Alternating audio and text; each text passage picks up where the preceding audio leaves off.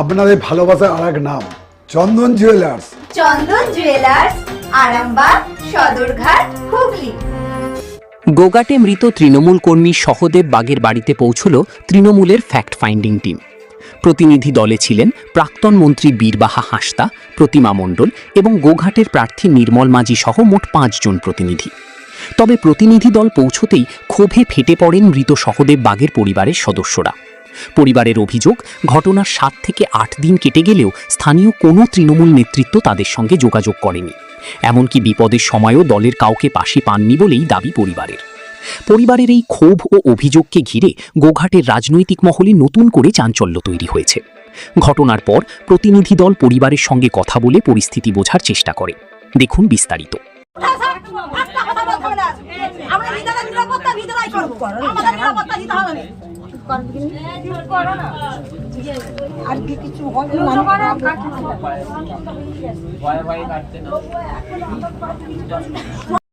প্রধান প্রধান তো আসেনি আমাদের বাড়িতে, শুধু আমরা আমরা মাথা করছি, আমাদের সামনে নিজেরা করেছে। একটা প্রধান পর্যন্ত জনগণ পর্যন্ত কেউ আসেনি, প্রশাসন দিয়ে বার করে চলে গেল। 2 মিনিট আপনাদের পার্টির লোক না আজকে কেউ দাঁড়ায়নি, আজকে কেউ এসে দাঁড়ায়নি, আজকে কেউ খোঁজ নিতে আসেনি, আজকে কেউ খোঁজ নিতে আসেনি, আজকে কেউ এসে দাঁড়ায়নি। আজকে কারা এসেছে?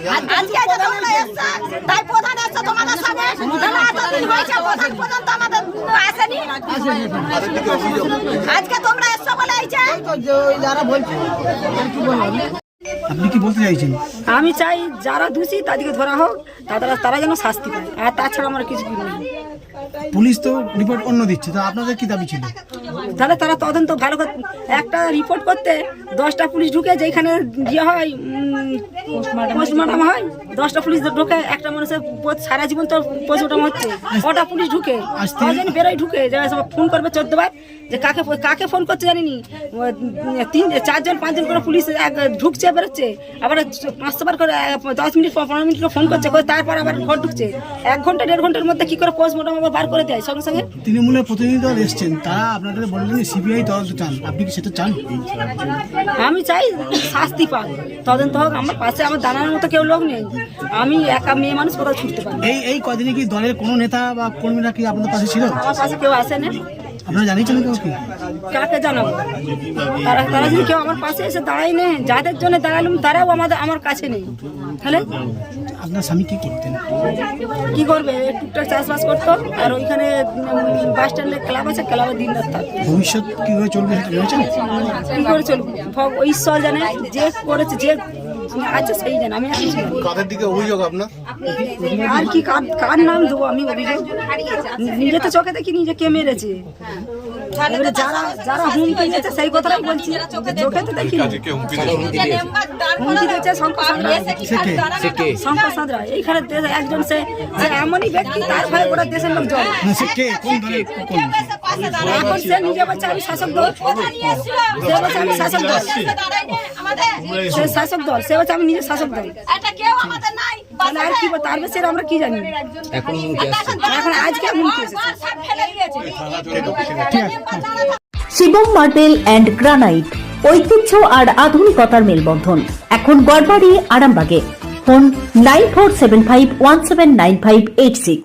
আপনাদের উপরে এখনো তো করছে, এখনো তো রাস্তা দিয়ে সকালবেলায় আজকে বলে যাচ্ছে যে মেয়েদের খুব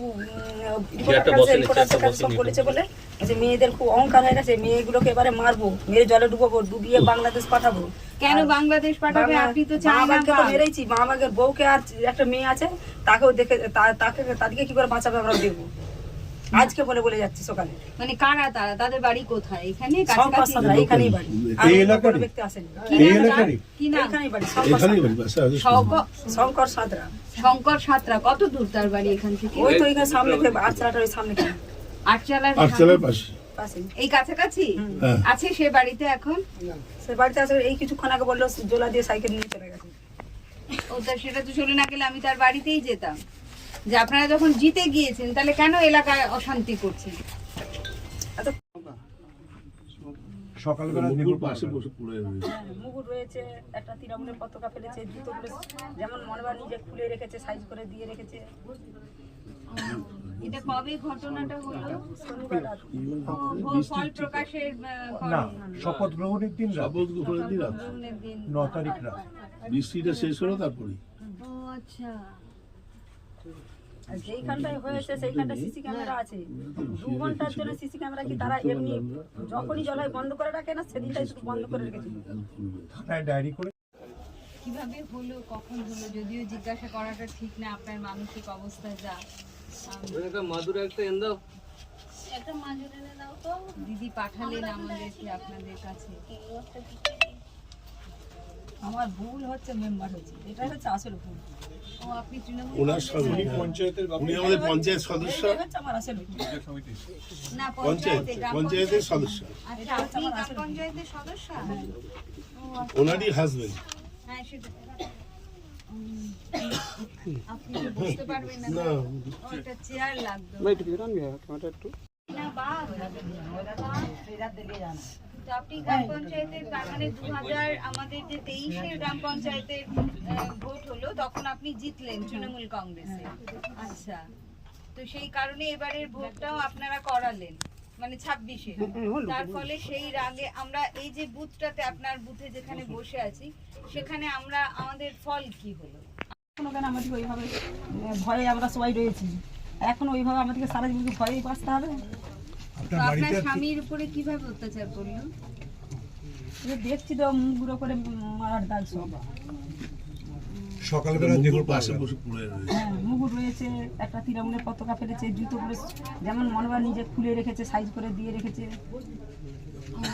এটা কবে ঘটনাটা হলো? শনিবার রাত। ও ফল প্রকাশের পরে, শপথ গ্রহণের দিন রাত, শপথ গ্রহণের দিন রাত, গ্রহণের দিন। 9 তারিখ রাত। বৃষ্টিটা শেষ হলো তারপরে। ও আচ্ছা। আর যেইখানটায় হয়েছে সেইখানটা সিসি ক্যামেরা আছে। 2 ঘন্টার জন্য সিসি ক্যামেরা কি তারা এমনি যখনই জল হয় বন্ধ করে রাখে না, সেদিনটাই শুধু বন্ধ করে রেখেছিল। থানায় ডায়েরি করেছেন দিদি? ডায়েরি করতে গেছিলাম, তারা হচ্ছে কেস নাইনে ডায়েরি কাগজ একটা দিয়ে আসছি।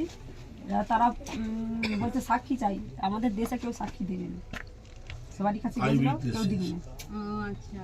না কেউ কি মারলে কি সাক্ষী রেখে মারে না? এটাই তো সেই অদ্ভুত কথা। বলছে সাক্ষী আমি চাই। মারবো আবার আমি সাক্ষী সাক্ষীও রেখে কেউ রাখবো। কখনো মারে, আর এমনিতে সাক্ষী কেউ দিবে না, সাক্ষী রেখে। খাঁটি সোনা সেরা ডিজাইন, বিয়ের সাজে গোল্ডেন শাইন, স্বপ্ন ছোঁয়া প্রতিটা ক্ষণ। ন্যাশনাল জুয়েলারি সবার আপন। ন্যাশনাল জুয়েলারি আরামবাগ থানার বিপরীতে, আরামবাগ, হুগলি।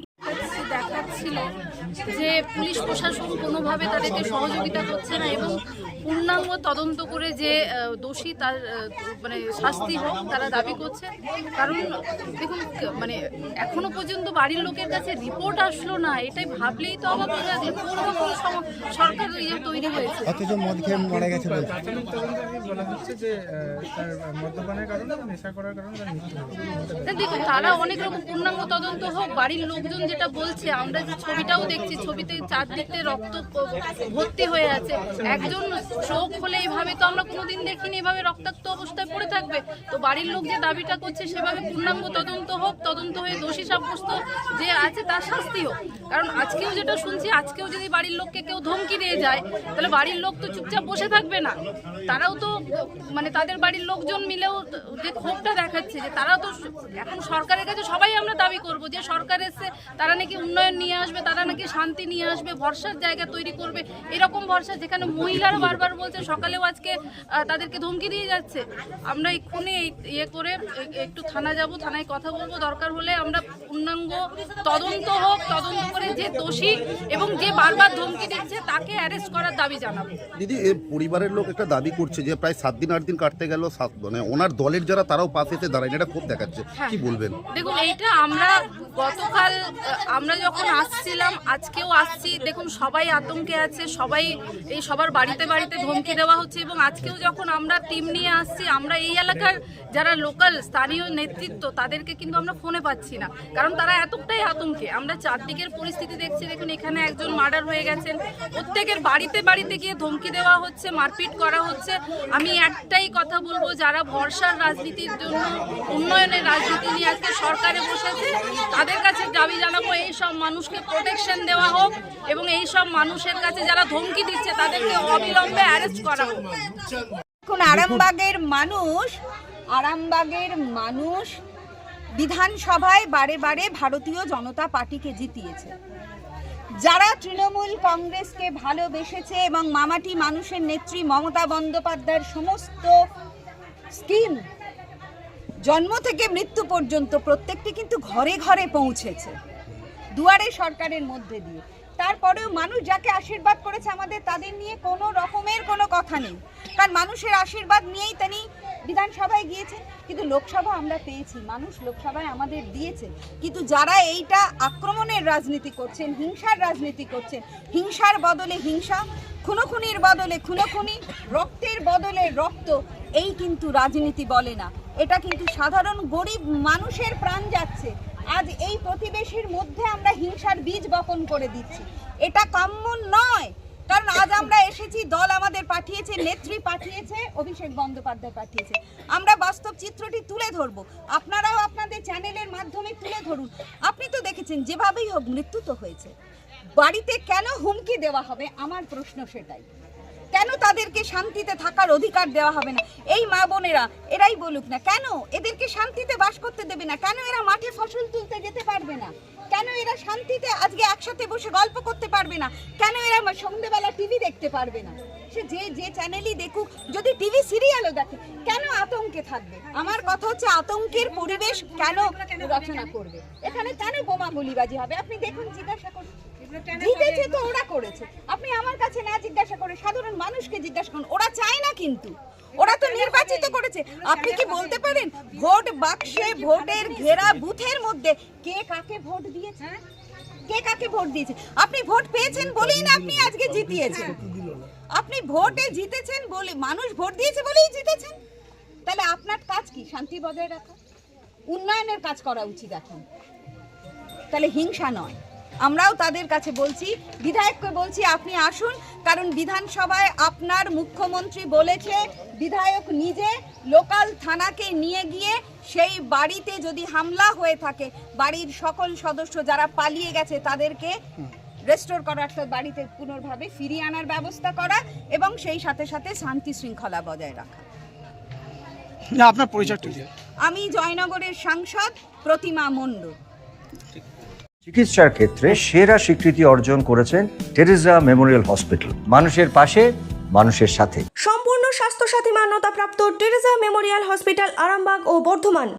তারা কি তারা টাকা খেয়ে বসে আছে? কমপ্লেনটা তো নেয়নি বলছি। ওই ছবিটা, ওই যে কপিটা আপনাদের দিয়েছি সেটা দিয়ে আমরা ছবি তুলে নিয়ে আমরা এসপি কে পাঠাবো, যে এটা তো একটা প্রপার এনকোয়ারি হওয়ার দরকার, ইনভেস্টিগেশন হওয়ার দরকার। আমার বৃদ্ধ শ্বশুর শাশুড়ি তারা হচ্ছে উঠতে পারছে না। আপনার ক ছেলে মেয়ে দিদি? আমার তিনজনই মেয়ে। তখন ফোন করবেন, তারা কেমন অবস্থা, তার আগে কোনো কিছু ব্যবস্থা করবে না। যদি আমরা এসপি কে এটাই বলবো, লোকাল থানাকেও বলবো, যে এখন যেহেতু বাড়ির এরকম একটা অবস্থা যেখানে অভিভাবক যে তিনি যখন নেই, তাহলে ওনার 3টে মেয়ে রয়েছে এবং উনি নিজে একজন মহিলা, ওনার শ্বশুর শাশুড়ি সবাই বৃদ্ধ, যাতে একটা পুলিশ পোস্টিং, একটা এখানে ঘোরাফেরা করে, যে ওনাদের একটা সুরক্ষা আপাতত দেওয়া দরকার। এটাই আমাদের।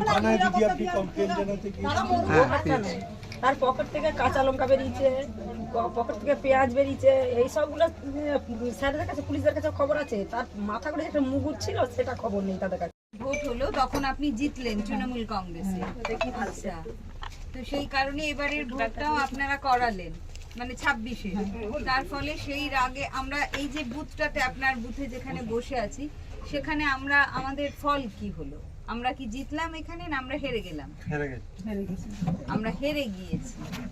হেরে যাওয়ার পরে তারা জিতে গেল, কিন্তু তারা জিতে গিয়ে আপনাদের উপরে অত্যাচার এখনো তো করছে। এখনো তো রাস্তা দিয়ে সকালবেলায় আজকে বলে যাচ্ছে যে মেয়েদের খুব রিপোর্টারদের কাছে সব বলেছে বলে, মেয়েদের খুব অহংকার হয়ে গেছে, মেয়েগুলোকে এবারে মারবো, মেরে জলে ডুবাবো, ডুবিয়ে বাংলাদেশ পাঠাবো। কেন বাংলাদেশ পাঠাবে? আপনি তো চাই না। বাবাকে তো মেরেইছি, বাবাকে বউকে, আর একটা মেয়ে আছে তাকেও দেখে, তাদেরকে কি করে বাঁচাবে আমরা দেখবো।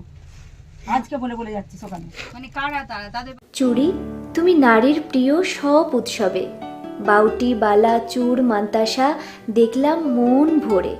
জনপ্রিয়তায় আজও সেরা মিনা করা ঝুমকা। কানে দিলাম কানপাশা, পূরণ হলো সব আশা। হাতের আঙুলের আংটি নানা ডিজাইনে পাবে। ঐতিহ্যবাহী নেকলেস আজও মনে ধরে, জড়োয়া, সীতাহার সবার নজর কাড়ে। তাই তো বিয়েতে পেলে এত গয়না সবার মনে ধরে। নতুন সম্পর্কের শুরুটা আজও সোনার মতো খাঁটি। যখন সেরা জিনিস, সেরা কালেকশন, সাথে ন্যায্য দাম, তবে উন্নতর কেন? অর্ধশত বছরের বিশ্বাস, আপনাদের ভালোবাসার আর এক নাম। চন্দন জুয়েলার্স, আরামবাগ, সদরঘাট, হুগলি।